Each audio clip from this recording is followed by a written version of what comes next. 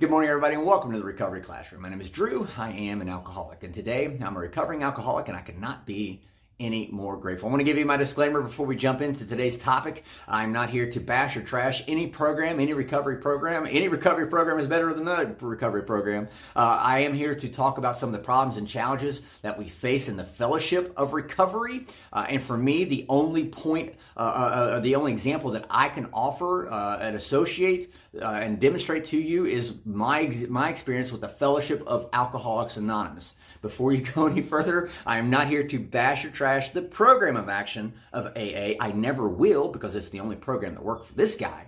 But I am here to talk about some of the disparities and some of the challenges that we face within the Fellowship of Alcoholics Anonymous, not just AA, by the way, but others as well. So there's my disclaimer. I think it's fair and I think it's right and appropriate that we do take a look at how we conduct these groups and these meetings. I was in a meeting last night, probably, I dare I say, perhaps my favorite meeting, because I walked into this meeting and I remember just how real and authentic these people were. I was able to sit and watch everybody interact. I was able to interact with people, and I remember just how much that meeting fills up my spiritual cup. And I was thinking about all this on the way home from that meeting last night, and then I thought back to our topics that I've been discussing the last couple of days.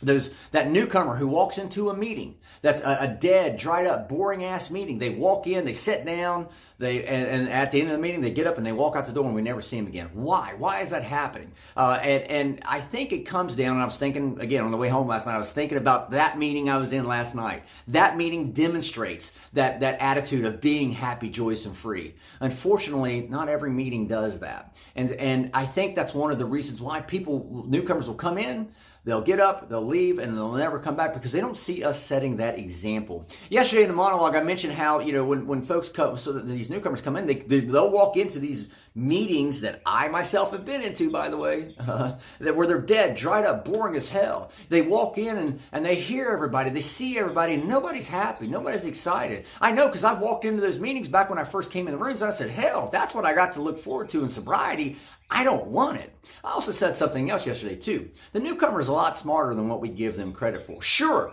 we can absolutely say they don't know anything about the program of action. And that's fair, that's true. But they have a great bullshit meter. You know why? Because they're just like us. They're great bullshitters. And in our 11th tradition, at least the 11th tradition of Alcoholics Anonymous, it states that we are based on attraction rather than promotion. Well, how do we attract others how do we attract that newcomer to make them want to keep coming back whenever they walk in and they see us sitting there going, I'm happy, joyous, and free. If you want what I have, you need to keep doing exactly what I tell you to do. Shit! Hell no! I'm going back out. No. How do we expect to attract people back and back, day after day, meeting after meeting, if that's what they see? How do we expect to attract people whenever they walk in and they see us gossiping? Hey, come here. I gotta tell you, did you hear about Jimmy? Did you hear about Johnny? That's not setting the example. The newcomer, again, they're smarter than what we give them credit for. They can see when our audio doesn't match our video. One of the statements that AA reads in some meetings, they call it the responsibility statement. When anyone, anywhere reaches out for help, I want the hand of AA to always be there, and for that I am responsible. And I find that interesting. I first and foremost believe that. But when the newcomer comes into the room, that is their manifested effort at reaching out.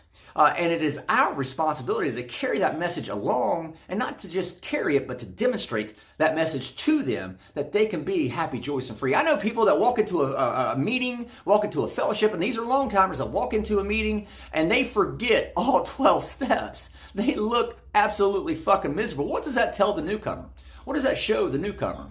Eric and I, we were in a meeting at our Saturday morning meeting this past Saturday, and a gentleman was telling me, there in the room, he said, Eric's very calm, I'm not. And he said, I had a lot of passion and energy. And I said, thank you. I consider that a compliment, actually. And the reason why I do that, the reason why I appreciate that comment is because I wasn't supposed to be here today. And because I wasn't supposed to be here today, I should have been dead almost 4 years ago. I am thankful for the chance, that second chance of life. I'm thankful that that's the gift that the program of action of Alcoholics Anonymous has given to me. And that's a message, or that's a gift that I'll never want to take for granted, and I never will take for granted. That message is what I want to communicate to you. That message is what I want to make sure that comes out and it comes through every time I share it with someone. Every time. I want to share a message with people that they don't just hear, but they also see. And that's the difference. How we present ourselves and how we demonstrate the program of action while we're in these meetings to the newcomer can mean the difference between them getting up and walking out or them getting up and coming back each and every time. So that's all the time I got for today. Thank you guys for letting me come in and share 5 to 10 minutes of your day with you. You guys absolutely keep me sober, and I cannot be any more appreciative. We'll be talking again soon. Remember, guys, you can't get drunk if you don't take that first drink.